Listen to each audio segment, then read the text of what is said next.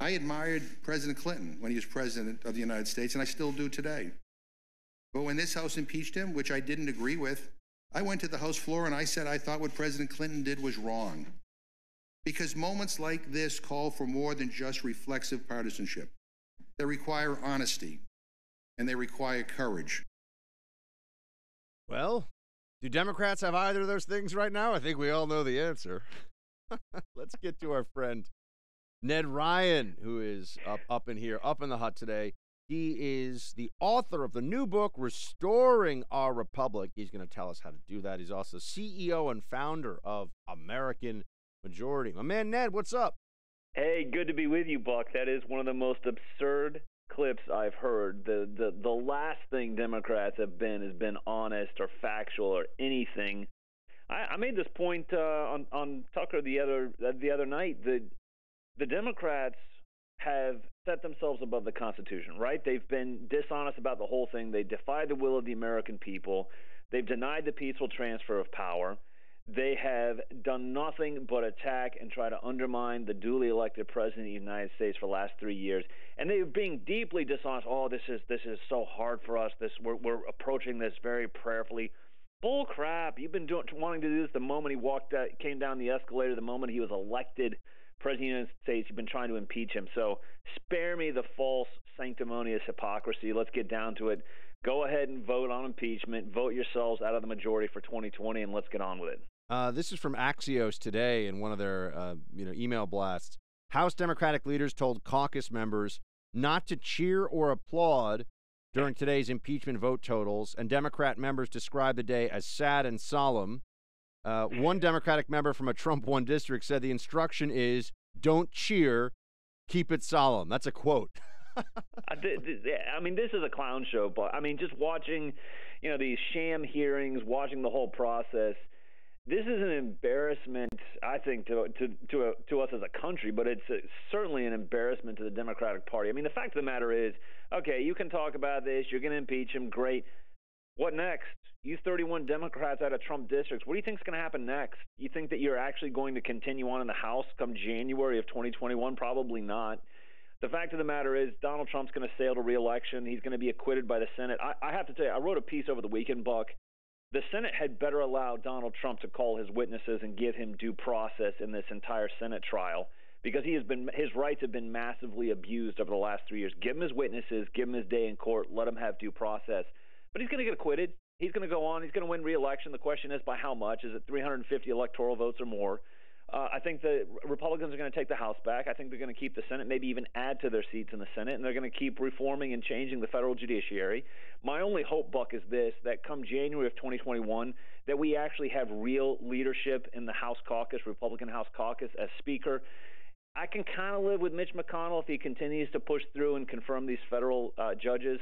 But, this is going to end very badly for the Democrats. I can guarantee it. Well, I want to ask what you think should happen in the Senate. What should Mitch McConnell do here? Because I worry that the Republicans still, in the Senate in particular, don't realize that we're in a time of wartime conservatism. Yeah. Like we can't do this, but we're better than they are, so we're going to play by rules that they break, and we're going to hold back in places where we don't have to. We're just doing it to be nice. I want a slow, painful, soul-sucking Senate trial in which you bring in everyone. You bring in Joe Biden, Hunter Biden, Glenn Simpson, James Comey, James Clapper, John Brennan. Heck, you bring in some of these mainstream propagandists, put them under oath and ask why they were involved in pushing one of the greatest scandals and hoaxes in American history. Let's have a real trial. I'm not for what little Lindsey Graham out of South Carolina said. I don't want any witnesses in a Senate trial. Well, how the heck is that even a trial? Donald Trump deserves to have witnesses. We make this as painful as possible, put them under oath, put them on national television, and hammer away at them. Because I think the American people deserve this, Buck. They deserve to understand what has happened over the last 3 years. This has been a massive abuse of our surveillance state, massive abuse of our law enforcement regime, and it's been a conspiracy theory that's been pushed by the mainstream media. The American people deserve answers, and Republican senators had better man up and stop sniveling and do the right thing. Now I know, Ned, I want to get to your book, and we're speaking to Ned Ryun, author of Restoring Our Republic. But Ned, you work with people to learn how to run right. for office, right? I mean, you actually train people. You're on the working at the front lines, the grassroots level on all this, and also are very tied in the D.C. area with the polls, the pollsters, the consultants. I mean, you know where this stuff is going. Where do you put your confidence level right now that Trump is where he needs to be for re-election? Well, I have to tell you, Buck, I'm a poll skeptic. I am. I think they're used as a lot of times as political weapons. But when you are 22 points underwater on impeachment, as Democrats are, with independent voters, they should be terrified of that statistic alone, that this impeachment stuff is not playing well with independent swing voters. I think that really does kind of forecast where I think we're headed in November of 2020. But you're right. No, we do. American Majority, we train people how to win politically. One of my mantras that I give at American Majority trainings is politics is policy. We can have all the greatest policy ideas in the world, but unless you win politically, you're not in the right place to actually implement policy. So we teach them, campaign plan, how to raise money, all of these things that gets them in the place to win politically so they can implement the right ideas. But I have to say, I'm feeling pretty confident, honestly, looking at some of the statistics, especially as it deals with independent swing voters, because everybody's kind of gone into their own camps, right? Democrats, Donald Trump is bad, big bad orange man, and Republicans are going, I can't even believe you're doing this stupidity. It's going to come down to these independent swing voters, and Democrats are getting hammered in the polls with independents. I'm just going to say, I can't imagine anyone who isn't already an anti-Trump ideologue seeing what's happening in the country and saying, yeah, you know what? Let's put the commies in charge. I mean, this is what it's about. I mean, I tell people, regardless of who wins the Democratic nomination for president in 2020, Bernie Sanders already won, right? All of the crazy ideas that are being basically embraced by every person on that stage, including Joe Biden. So spare me the fact that Joe Biden, is kind of a moderate. He's not. He's embracing all these ideas. I mean, they are embracing a far left socialist and I would say un-American ideology. Has nothing to do with our traditions as a republic. And at a certain point, the American people are going, how does this actually benefit me? Because I'm interested in jobs. I'm interested in wages. I'm interested in good trade deals. I'm actually interested in you securing our border. All of these things that a lot of the American people are thinking about. Democrats are talking about all these crazy ideas, which, by the way, Buck, I did the math. All of their ideas, if put together over the first 10 years, would be north of $200 trillion. It's insane. I mean, I don't even think there's enough monopoly money in circulation on the globe to actually pay for this stupidity. I mean, I got $200 trillion in the couch cushions. I don't know about you, but I'm a very good investor. So tell me about your book, Restoring Our Republic, which is out now. I'm assuming people can get it on Amazon. Yep, they can go to Amazon, grab a copy. You can get it in time for Christmas. It was really the genesis for it. I've talked about a lot of the ideas that you'll see in the book, but it was really beginning of the year as we're facing this aggressive socialism in the Democratic Party, and it's being promoted, and it's not being ostracized. And I was like, we should have a defense. We need to have a defense. We know that socialism is bad, but what are we actually defending? What are we fighting for? And just kind of going back, because I think our school system, our education system has completely failed us on what our real American history, what civics really, all the things that have made us a great nation, a great republic. So that was kind of the genesis, but also I think what we're experiencing today right now in D.C., Buck, is really the final tension is breaking loose that's been building for 100 years. And I make the point in the opening chapter, founders versus progressives. Progressives dropped an administrative state inside of our constitutional republic, and that tension at some point was going to break to the surface, and it happened when this guy named Donald Trump shows up and goes, I'm the duly elected president. In the constitutional republic, I'm the one that makes the decisions in my administration on domestic and foreign policy. And these administrative state actors, these unelected, powerful bureaucrats said, no, we don't think so. That's not how it works. And in fact, you could kind of say they've been right, Buck. Over the decades, Congress has ceded control to them. I would argue the executive branch has ceded control and said, well, you can be in charge of a lot of these decisions. And Donald Trump said, no, I don't think so. That's what this is about. This is ultimately, if you were to say, Ned, describe in one sentence what we have been experiencing, what all this craziness has been about. It's about who decides. It's the duly elected president of the United States who decides, and at some point we have to have that conversation as a people. Do we want to have a constitutional republic, or are we just going to give in to an administrative state, which puts us on the path to statism, which of course puts us on the path to socialism? So it's really just, Buck, the book is kind of where did we come from? What was the founders' vision for it? What are the pieces of the machinery of the republic that they put in place? And how do we get back to it? Ned Ryun, everybody. The book is Restoring Our Republic. It's out now. Ned's the CEO and founder of American Majority. My friend Ned, When am I getting invited out to the Ryan farm to go shoot some stuff and eat some steaks? We've got to do it. We've got to make it happen. Get you out here and get some of the other guys, and we'll go. We'll blow up some stuff and have a great time. Right. So we'll make it happen. The Trump Hotel Squad. Right. We'll all show up out there. Ned, man, have a very Merry Christmas. If I don't get a chance to talk to you before then, and we'll talk to you in the new year. Same to you, Buck. Take care.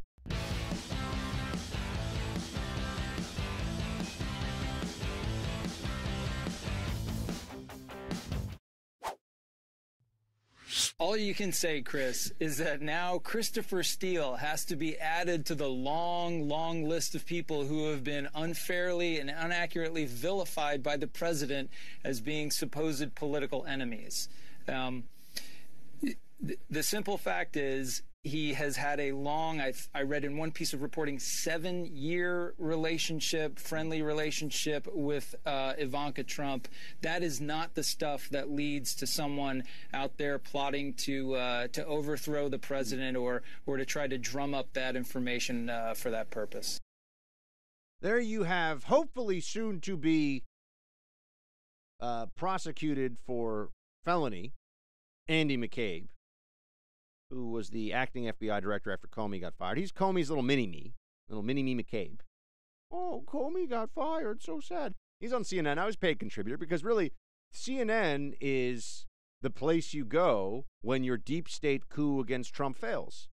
CNN is there to catch you when you fall. Oh, you got fired in disgrace because you hate Trump so much and you're a partisan hack. Come to CNN. We'll pay you. We'll put you on TV. And nobody asks you any tough questions here. Chris Steele has been unfairly vilified. This is the former FBI director who is, and remember, this is about the dossier, which Christopher Steele was the author of. Former FBI director saying that a foreigner using Russian subsources that he did not verify put together slapdash and shoddy Oppo research and then used his connections in this country to run it through not just the media, but also through the FBI. Trying to, by the way, this is foreign influence in the election. I don't know how anybody misses this. Steele is a foreigner who tried to throw the election against Trump for Hillary. He said this. We know this. And his stories are crap. $19 billion for Carter Page? This is like Dr. Evil saying, I want $1 million. Like, it's just absurd. It's so dumb. And yet he put it in this little report. They said it's raw intelligence. It's also called rumors, folks. Rumint, we used to call it. Rumor intelligence, also known as not intelligence. And McCabe is telling here, Bro Cuomo's like, hey, McCabe, you're FBI director. What do you think? You want to come see the gun show with me? That's right. Prolong creatine, boom. Bro Cuomo in the house. But he's letting Andy McCabe say this. Of course, not challenging him at all. How is Chris Steele being vilified? He lied. He lied. Or he peddled lies. He also broke trust, broke faith with McCabe's old organization, the FBI. Wasn't supposed to go to the media, went to the media. They had to terminate him as a source. Because he's not supposed to do that. Why is he not supposed to do that? By the way, because at least when it comes to the rules, people understand that if you're going to be an FBI source and you're going to run that same information to the press, maybe you have a motivation. Maybe you're not just doing your duty to help law enforcement in a friendly nation. Remember, this guy's not even an American. He's a foreigner. And he used Russians as the source of his information. He was the focal point for a Russian disinformation campaign, and yet they seem to think that it's unfair that he has been vilified. You know who hasn't been vilified yet? Andy McCabe. Why on CNN have they not yet asked him, hey, why'd you lie to your own inspector general? You're the FBI director. Shouldn't more be expected of you? Why'd you get fired? Why are you out after a whole career there? Shouldn't more have been expected of somebody who spent decades making decisions, by the way, that led to people being sent to prison for long periods of time, But there's a lot of self-pity making the rounds these days for the deep state crew. Lisa Page, who wants you to know she is not a partisan. She's not some deep state left-wing lib. No way, no how.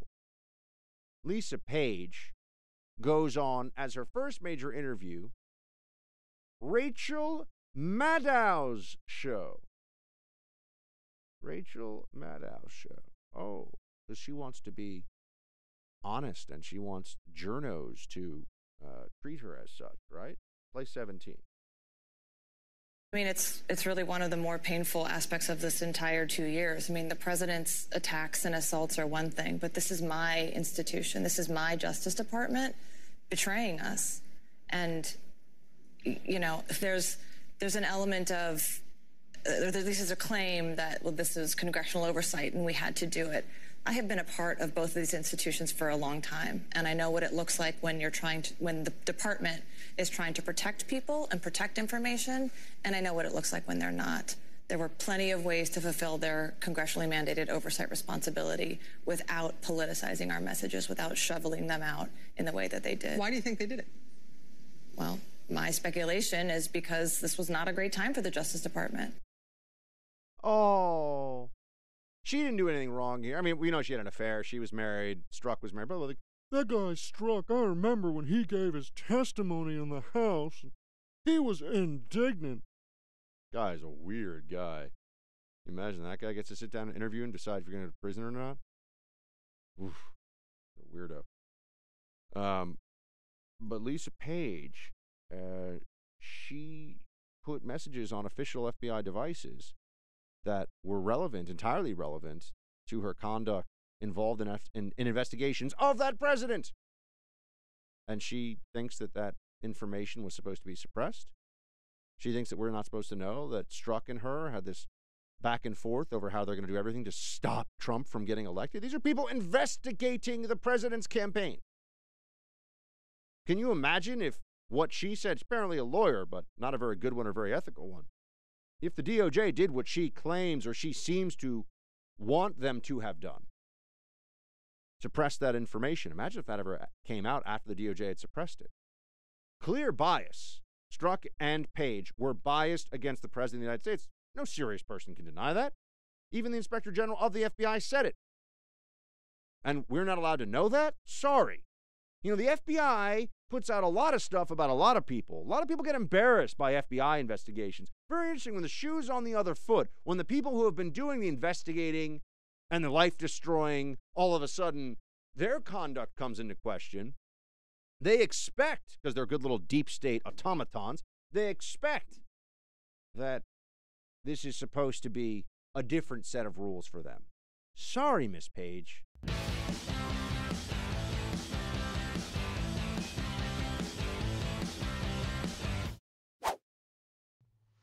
It appears Leader McConnell, after going on Fox News, has already made up his mind about the Senate impeachment trial.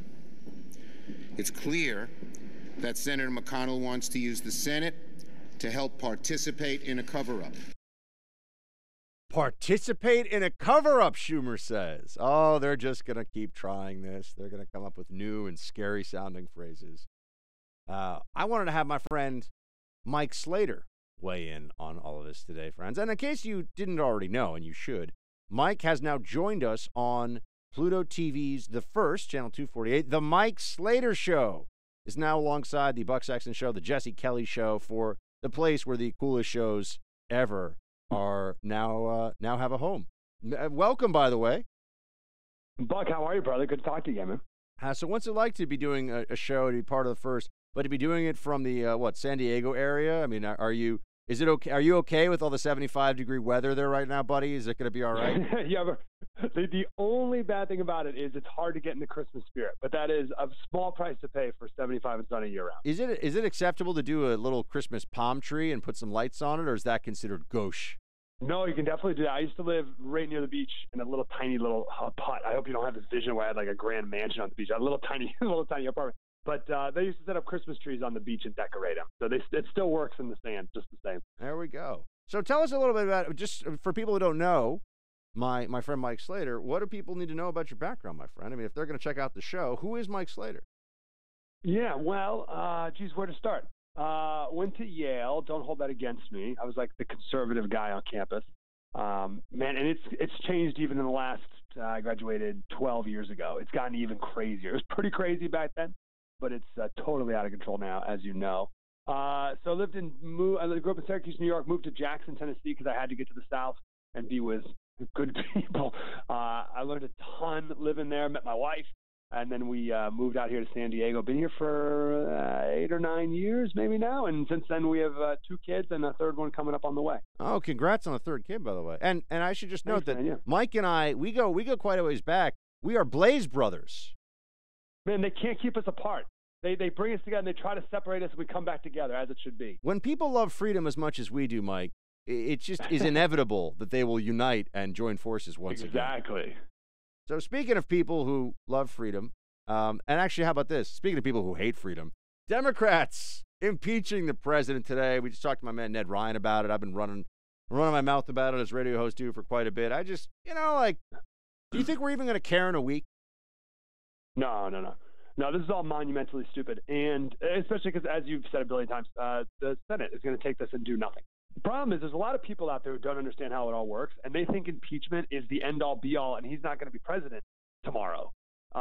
So that's most people don't understand that there's still a trial to take place and that the 2/3 and all this stuff. So people need to figure that one out. But this is the big thing out there. I thought this from the second this started. I said, what are you Democrats doing? This is going to help Trump. Trump is going to use this, and he's going to use this against you Democrats and certainly against Biden. And it's just going to embolden all the Trump supporters out there. I think this was a wild miscalculation from the Democrats from the jump. Do you think that the Senate's actually going to make them pay the price a little bit? Yeah, I don't know. What do you think's the best tactic for the Senate? I mean, my first thought was I have low expectations on it. I think they're going to just kind of go through the motions and get it done with quickly. Yeah, like they give it I don't even know what that means. Like 2 days. Like I don't even know what quickly means. But just be done with it and move on. But the Democrats think that hanging an eye around the president's neck is going to hurt him for re-election, but I don't think it will at all. It fits his narrative perfectly, right? His whole narrative was, I got to go up there and drain the swamp. I got to be like Samson and tear down the temple. And look at what the swamp's done to me now. They've impeached me for no reason. They've impeached you, and they're just Trump's going to use this for his own benefit. So I say more the merrier. I think today's a great day for Trump and for Trump supporters. Mike, is it true that you are actually the nicest guy in radio? Because there's a couple other people that I feel like are neck and neck with you. Oh wow, that's a fine compliment. I'll take that. I don't do much on the whole anger, get mad at people thing. So that's probably right. I gotta say, I like it. Yeah, Mike's a super nice dude and a very smart dude, and he's got a great show, and he's now on the First, and you should all check it out. And he'll be on every day. So it'll be Buck Sexton, Jesse Kelly, Mike Slater. Jesse Kelly's going to make fun of both of us, so at least we'll have some solidarity about that, Mike. That's exciting. Yeah, he's the ruthless one. Yeah, for sure. I mean, hilarious and ruthless. That's Jesse, and 8 feet tall. Yeah, that too. Yeah, I'll read Jesse's tweets, and I'm like, oh, man, like I could never say that. So he does not hold back. I will tell you, at a former employer, I actually got in trouble once just for replying to a Jesse Kelly tweet. They want you to have nothing to do with it. They're like, do not do that. I'm like, but I love Jesse. Oh, it was good times. Good times. That's funny. All right, everybody, check out Mike Slater's new show. He's on the First, channel 248 on Pluto TV, the First, channel 248. And also you can download his podcast on iTunes. The Mike Slater Show. Mike, hang 10, bro. Go catch some waves. We'll talk soon. Thanks, brother. We'll do it again. Later, bro.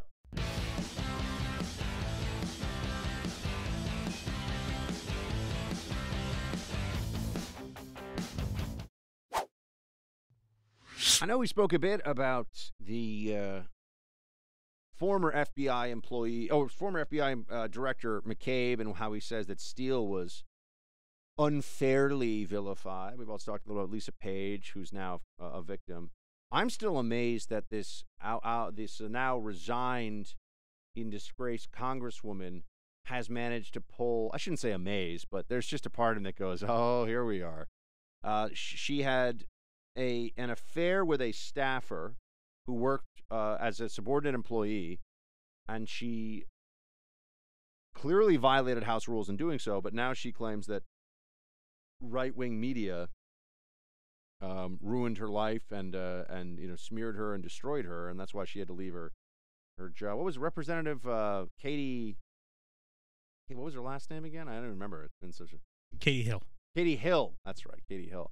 Yeah, she's now said that she's a victim of the right-wing smear machine. She might as well say that she's going to dedicate her life to fighting the NRA, because that's the other move. I'm waiting for McCabe to say that, by the way. But there's another story that I think you're not going to hear much about today, because it's impeachment day, that the FISA court itself, right, the Foreign Intelligence Surveillance Act court, has given a public rebuke to the FBI. It looks like they do have a problem with what happened here. Here's what we got. The secret federal court that approves orders for conducting surveillance on suspected foreign terrorists or spies, is on NBC News today, issued a highly unusual public rebuke to the FBI, ordering the agency to say how it intends to correct the errors revealed last week by a Justice Department report on one of the FBI investigation of Donald Trump's, one aspect, rather, of the FBI investigation of Donald Trump's 2016 campaign.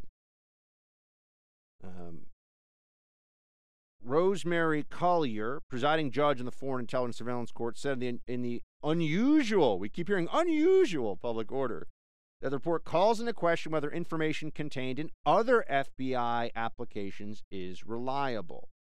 She ordered the FBI to explain in writing by January 10th how it intends to remedy those problems.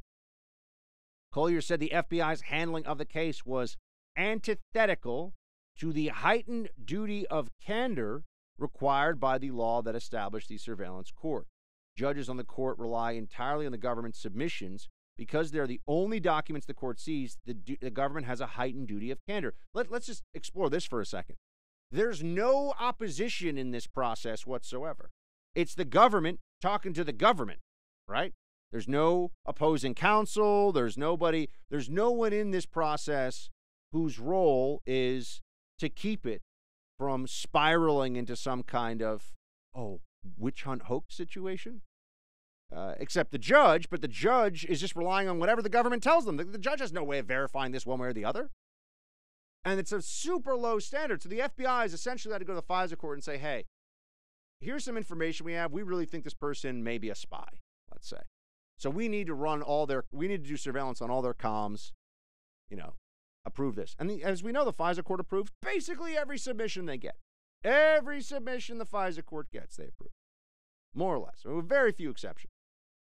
And so now the story you're being told, the narrative is, they need to reform this. There must be a lot of mistakes made in FISA all the time, just like the terrible mistakes, the 17 major omissions, errors, and remember, one just fraudulent, fake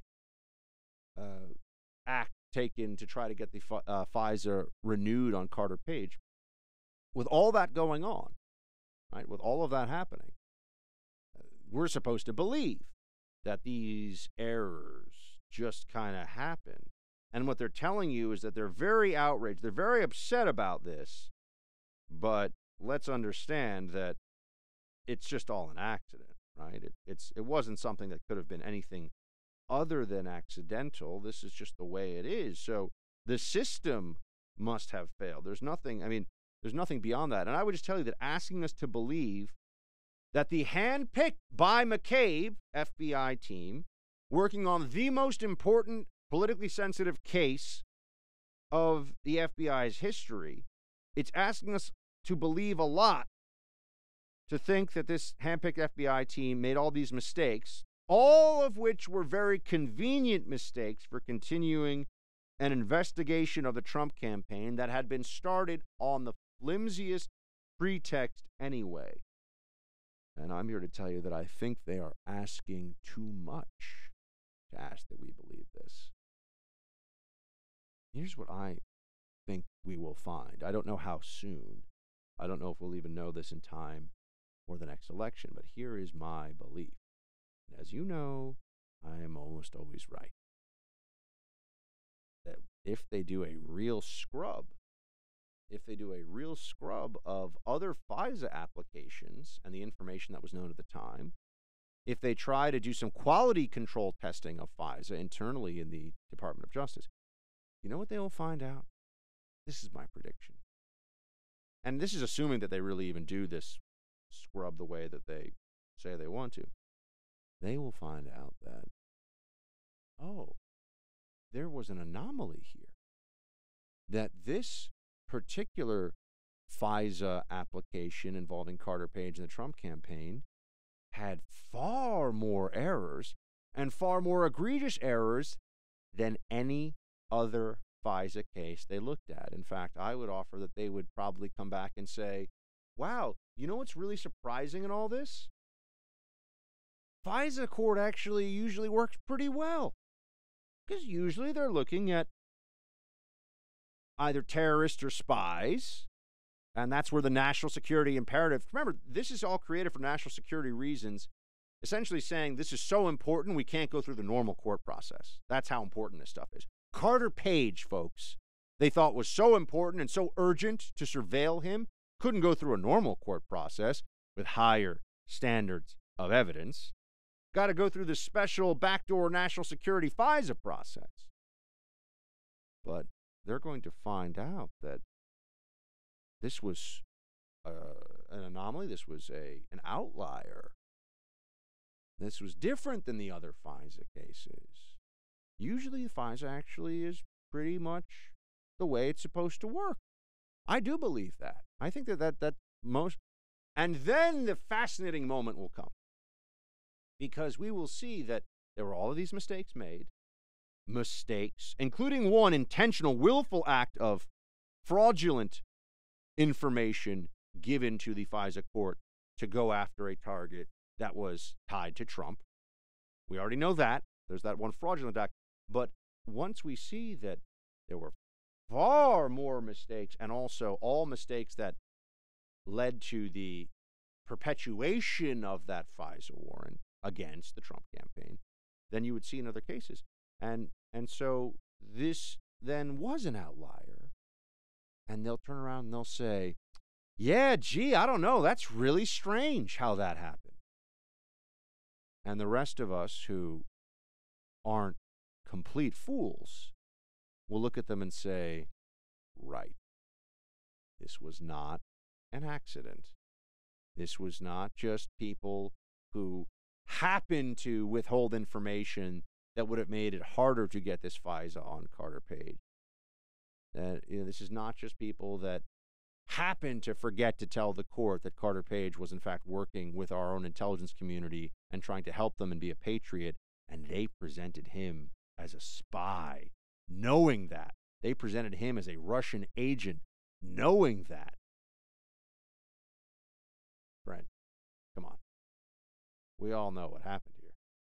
They're going to pretend in the absence of a signed confession from one of these hand-picked FBI agents that says, yeah, I was part of a deep state coup and we were willing to do whatever we had to do in order to break the law and take down Trump. Whatever evidence we come up with and whatever circumstantial case, because we've been told about Trump, all the circumstantial stuff, and what about Marie Yovanovitch, and oh, it's so terrible. Circumstantial case for this not as FISA mistake, but as willful abuse of FISA to engage in spying on a presidential campaign. That circumstantial case is going to become overwhelming. It's going to be overwhelming very soon. Very soon indeed. So I would just note that here we are, friends. Here we are. Get ready now. Because when this information comes out, I know what it's going to say. And I know what they're going to say. You know why? Because we are already aware of the truth of what happened here. So it will fit into that chain of events. You had a bunch of FBI people who were just, frenzied in their efforts to find Russia-Trump collusion. They probably, some of them, I'm sure, believe that this was really happening. And they hated Trump. They thought Trump was a traitor. And they stacked the deck in order to go after Carter Page and look at all of his communications and see who he was talking to. And how they could nail somebody in the Trump campaign. And when we know all of that, they're going to come out and they're going to, and it'll be, I'll be sitting here saying, hey guys, how did I know this? How did I know that they would find there were far more mistakes in this very high profile FISA case than in any of the others they looked at? They just did a random sampling.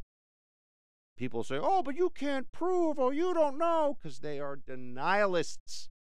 They'll deny what we all know to be true. They'll deny what any intelligent person has already figured out.